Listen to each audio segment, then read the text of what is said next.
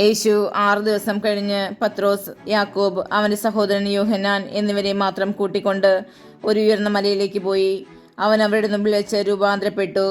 അവൻ്റെ മുഖം സൂര്യനെ പോലെ വെട്ടിത്തിളങ്ങി, അവൻ്റെ വസ്ത്രം പ്രകാശം പോലെ ധവളമായി. മോശയും ഏലിയയും അവനോട് സംസാരിക്കുന്നതായി അവർ കണ്ടു. പത്രോസ് യേശുവിനോട് പറഞ്ഞു, കർത്താവേ, നാം ഇവിടെ ആയിരിക്കുന്നത് നല്ലതാണ്. നിനക്ക് സമ്മതമാണെങ്കിൽ ഞങ്ങൾ ഇവിടെ 3 കൂടാരങ്ങൾ ഉണ്ടാക്കാം.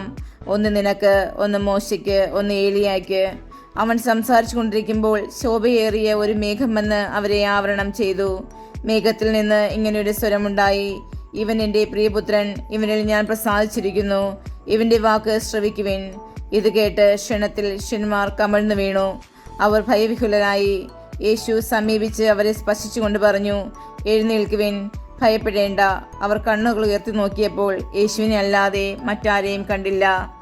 മലയിൽ നിന്ന് ഇറങ്ങുമ്പോൾ യേശു അവരോട് ആജ്ഞാപിച്ചു, മനുഷ്യപുത്രൻ മരിച്ചവരിൽ നിന്ന് ഉയർപ്പിക്കപ്പെടുന്നതുവരെ നിങ്ങൾ ഈ ദർശനത്തെപ്പറ്റി ആരോടും പറയരുത്. ശിഷ്യന്മാർ അവനോട് ചോദിച്ചു, ആദ്യം ഏലിയ വരണമെന്ന് നിയമജ്ഞർ പറയുന്നത് എന്തുകൊണ്ട്? അവൻ പറഞ്ഞു, ഏലിയ വന്ന് എല്ലാം പുനഃസ്ഥാപിക്കുക തന്നെ ചെയ്യും.